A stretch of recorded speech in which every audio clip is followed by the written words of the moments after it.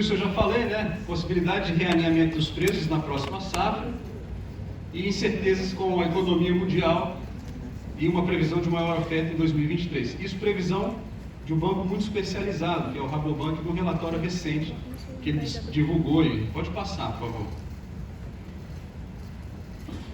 Antes de eu entrar aqui no comparativo dos embarques do Brasil, das exportações brasileiras com as exportações do Vietnã, eu queria também acrescentar, além desses fatores, né, que eu citei, que o Rabobank tem trabalhado, a gente vê uma melhora na logística global. Para você ter uma ideia, preços de fretes internacionais de container de janeiro para cá estão caindo aí 68%. Existe um índice específico, né, para prever isso. Então isso demonstra já um reagrupamento aí das cadeias globais de distribuição. Tá? Vê-se também, até segundo o relatório do Rabobank, uma melhora de cuidados dos produtores em regiões produtoras de Minas Gerais. Os produtores não têm deixado de cuidar, até porque vinham recebendo aí insumos e fertilizantes, eles não têm deixado de cuidar da lavoura, além da melhora das chuvas que eu falei, melhora de exportações e o problema da guerra, que deve preocupar lá os mercados consumidores, né? Conter aumento de consumo global. Esses aí são fatores que se somam aí no cenário futuro para a definição de preços. Tá?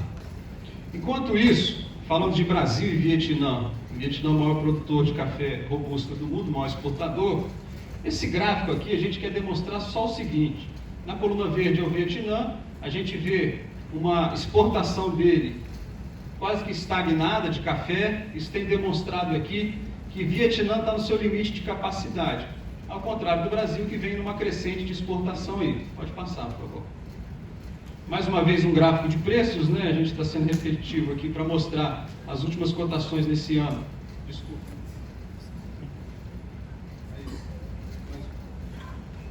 Em quais níveis estão, né? Passou mais uma vez, pode voltar, por favor. Isso. 247 dólares o arábica e 142 dólares na Bolsa de Nova York, né?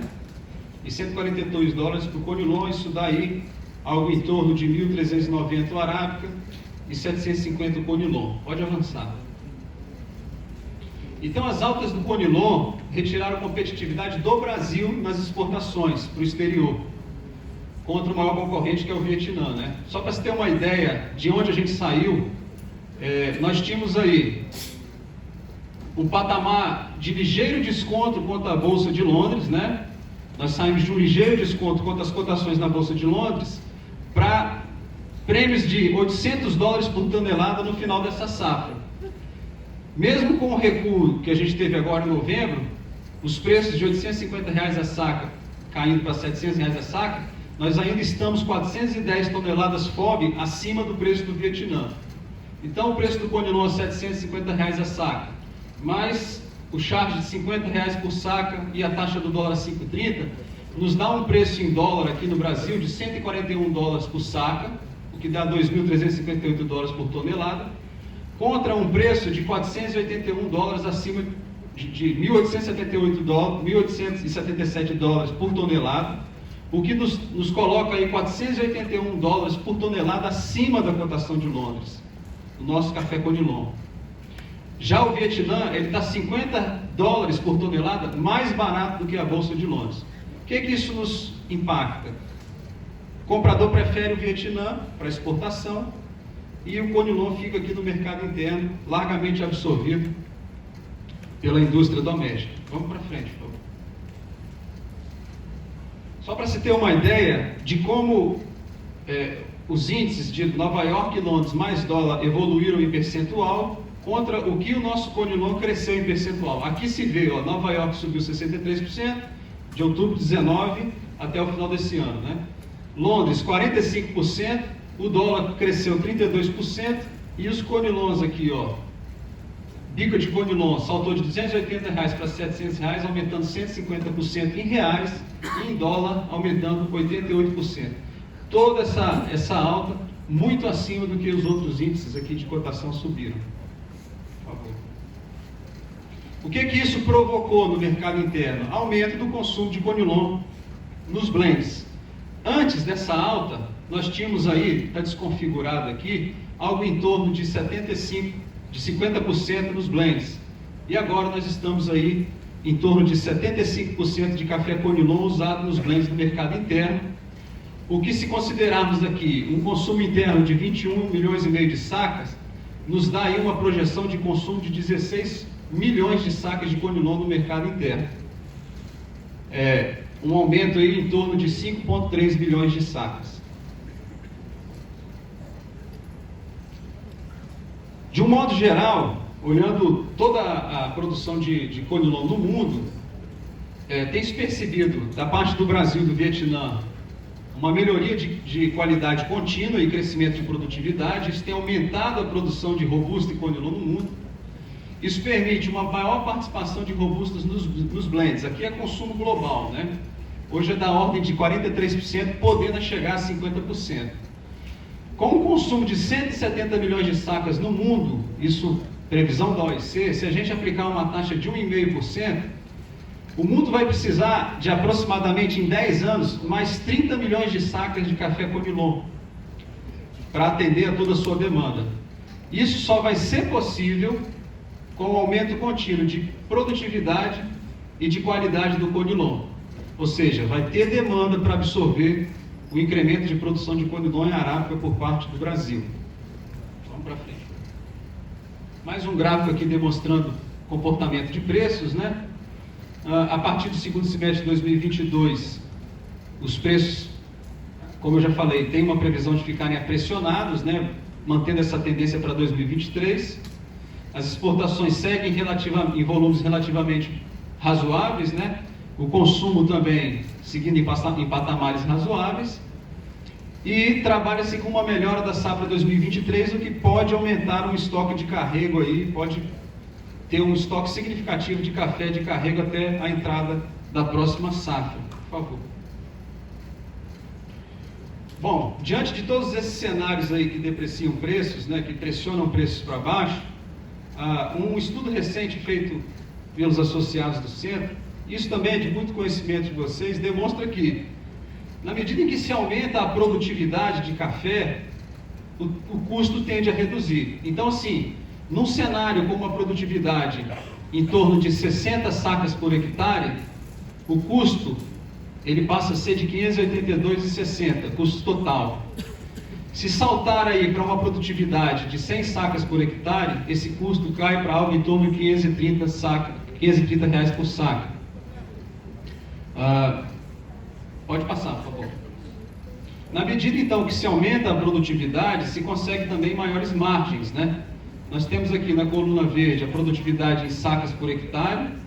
Então, a uma produtividade de 60 sacas por hectare, a margem gira em torno de 20%.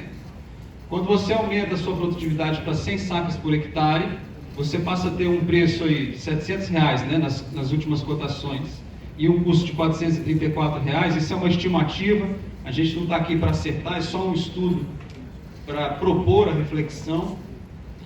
Cada um de vocês conhece melhor a sua realidade e trabalha com seus custos, né? Mas esse é só um estudo para a gente sugerir que aumentou a produtividade, dilui-se os custos e aumenta-se a lucratividade. Neste ensaio aqui se percebe aí um aumento de lucratividade de 60% quando se tem uma produtividade em torno de 100 sacas por hectare. Pode passar. Tendo isso em mente, esse quadro aqui demonstra que, expert como somos, capixabas e brasileiros na produção de Conilon com altos índices de produtividade, o Brasil vem ao longo dos anos reduzindo a diferença em produção para o Vietnã. Nós estamos encostando no Vietnã. Lembra que naquele quadro inicial de exportação eu falei que aquela estagnação de embarque sugeria que o Vietnã estaria no limite de sua capacidade? Em paralelo a isso, o Brasil só vem subindo seus volumes de exportação desde 2019 para cá. Então, atualmente, a diferença de produção do Brasil, ela está só na casa de 7 milhões de sacas, o que nos leva para um seguinte cenário. Com muita cautela, é possível afirmar que até no ciclo 2027-2028, o Brasil ultrapassa a produção do Vietnã e pode se tornar o maior produtor de café robusta Conilon do mundo. Entendemos que há área disponível para expansão de lavoura no Vietnã, porém em menor quantidade do que acreditamos ter no Brasil. Primeiro, porque aqui se tem tecnicidade, tradicionalidade, mercado consumidor, consegue se produzir mais em menor área, e comparando o Brasil com o Vietnã também precisa comer, ele precisa ter outras culturas lá e não só plantar café. Então isso nos leva a prever aí que a produção do Brasil vai superar do Vietnã em pouco tempo aí, num cenário de 5 anos. Pode passar, por favor. Por que também que se chega a essa conclusão? Um recente estudo recebido dos associados nos mostra aqui um quadro de produtividade de fazendas visitadas no Espírito Santo. Em cerca de 145 propriedades visitadas, né, que representam aí 285 mil hectares de área estudada, 36% tem produtividade de até 55 sacas por hectare. Se a gente chegar aqui até 80 sacas, o número sobe para 75% das áreas visitadas. Pode passar. Portanto, se a gente jogar uma taxa de crescimento na produção do Brasil de 8,5% na área de Conilon, em 2027 a gente supera o Vietnã na sua produção, podendo chegar aí a 31,3 milhões de sacas, né? Tem que torcer para considerar a produção do Vietnã estagnada também, né? Mas a gente tem tudo para chegar lá. Por favor. Antes de eu falar de cafés especiais em mercado, a gente queria chamar a atenção para um ponto, que é o fato de, embora a gente está crescendo em produção de Conilon e ter um mercado muito cativo internamente, um dado nos chama muito a atenção, que é a ausência do produtor no mercado exportador. Isso é muito sério, porque a gente tem um arranjo muito desenvolvido de café aqui no Espírito Santo. E ao longo dos anos a gente vem com um gargalo logístico de exportação que tem impactado as nossas exportações, principalmente de arábica. A arábica se descoa mais para Rio de Janeiro e Santos, né? E o Conilon ainda sai aqui por Vitória. Então isso já era um dificultador. Quando os preços do Conilon cresceram muito e ganharam o mercado interno, e o produtor saiu do mercado de exportação, as exportações de Conilon nesse ano tendem a ser, se não forem piores, vão ser igual ou pouca coisa melhor do que o período de seca que a gente viveu em 2016 e 2017. E a gente tem muito Conilon aí. E qual é o problema disso, né? O dono da mercadoria, ele tem a liberdade e o direito de escolher o que ele quer fazer com ela. Só que lá fora, o mercado ele não respeita isso, o mercado consumidor lá fora. A gente já ouviu até do próprio presidente Márcio um relato de que o maior comprador de Conilon dos Estados Unidos, o maior comprador de Conilon do Brasil, lá nos Estados Unidos, quando trocou no seu blend o uso de Conilon pelo Robusta, perguntado se ele queria voltar, ele disse que não. Porque aquilo estava dando competitividade para o acionista dele, lucratividade para o acionista dele e agradando o paladar do seu consumidor. Ele não tinha razão para vender. Qual é o alerta? Abrir mercado no exterior é muito difícil. Perdê-lo é muito fácil. Então, recuperá-lo vai exigir da gente ainda muito mais competitividade e muito mais perseverança. Então, a gente tem que aproveitar boas oportunidades de exportação. E o mercado ele precisa ser ali, todos os dias alimentado. Venham para o mercado, não deixem o mercado. E cuidado com confiar somente num mercado como o interno. A gente vê aí, a gente não sabe qual é o cenário econômico para o Brasil. O próprio Rabobank, prevendo que a inflação vai ficar sob controle em 2023, ele vê um crescimento de só 500 mil sacas no mercado interno brasileiro. Então, é um risco muito grande ficar dependente de um comprador só. Esse é um recado que nós, enquanto exportadores, gostaríamos de compartilhar com todos vocês aqui, porque a gente entende que essa é uma responsabilidade não só do exportador, mas é uma responsabilidade setorial. E aí, falando de mercados de cafés especiais, queria agradecer muito a contribuição do Lucas Venturini, que está nesse mercado aí há muito tempo e é um exemplo a todos nós. Ele nos deu algumas informações. Até a pandemia, o cenário para cafés especiais era um cenário de crescimento constante.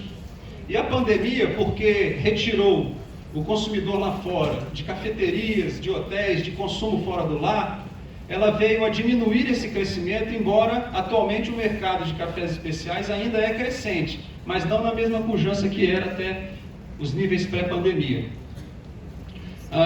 O aumento dos custos, dos arábicas finos, decorrente das diversidades climáticas, ele acabou por gerar aí um aumento também pela procura de cafés de conilon de alta qualidade.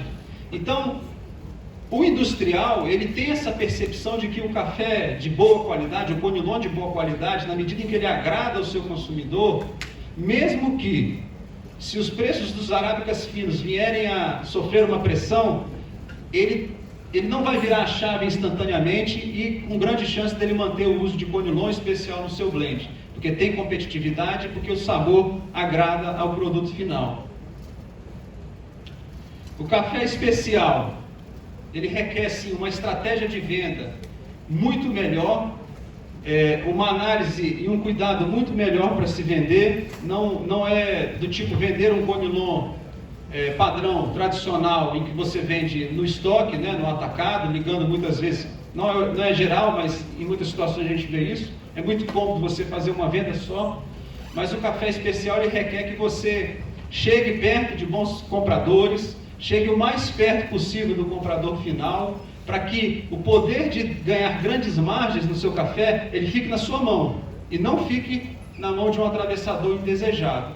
Então, assim, tem um porém nisso também. Embora você tenha que escalonar, procurar os melhores canais, diversificar, procurar uma microtatefação, procurar um canal de exportação, quando se trata de cereja descascada, tem um fator qualidade, que se você demorar também para vender a sua mercadoria, o seu produto tende a perder em qualidade e, logicamente, em valor também.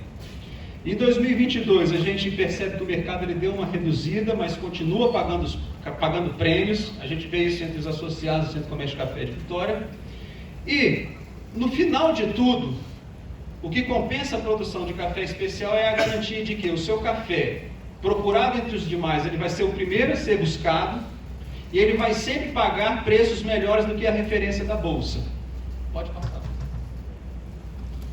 Bom, esse é um dado, rapidamente para concluir, que a gente quer atualizar a todos aqui, que nos chama a atenção e vai requerer de nós ainda mais esforço e dedicação nos próximos anos, 2023 é um ano que vai ser altamente impactado por exigências dos maiores mercados consumidores de café do Brasil, diga-se a Europa, que consome aí 50% do mercado do café brasileiro, em questões sociais, ambientais e de segurança alimentar. Isso aqui é uma análise que está deslocada, desculpa, que fala de preços, mas o que eu estava dizendo é o seguinte: a União Europeia ela vai buscar cada vez mais cafés com boas práticas agrícolas sustentáveis, especialmente cafés com certificação de certificadoras renomadas. A gente precisa cada dia mais, da agora para frente, administrar os nossos custos e os nossos tratos, principalmente com boas práticas, para atender essas exigências que vão ser grandes da agora para frente. No que diz respeito ao uso de agroquímicos e defensivos, há uma perspectiva de ela reduzir, principalmente o glifosato, a tolerância de 0,1 mg por quilo para 0,05 mg por quilo. Por favor. E essa regra da devida diligência da União Europeia está transferindo para as grandes fornecedores que querem acessar o mercado europeu comprometimentos com as origens dos cafés, e cafés que previnam questões relacionadas a trabalho análogo a escravo, uso de mão de obra infantil, condições de trabalho inseguras, riscos ambientais, uso inadequado e armazenamento de poluentes e agroquímicos.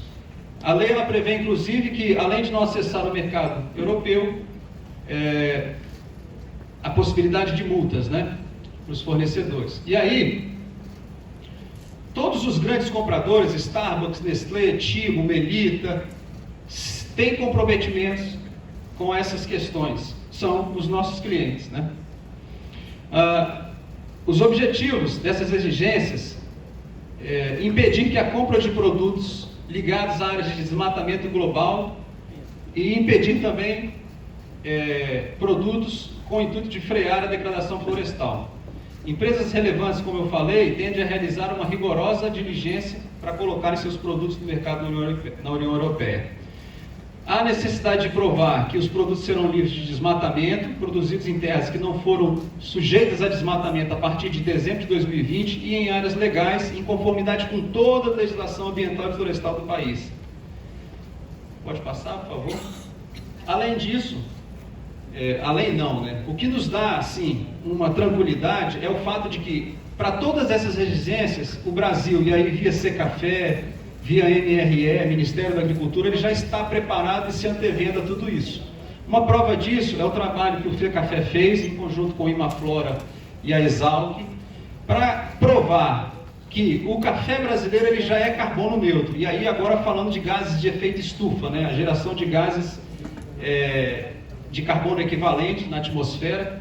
E o estudo mostrou que um café arábica, que é manejado com boas práticas, ele consegue sequestrar 10,5 toneladas de gases de efeito estufa, de carbono equivalente da atmosfera.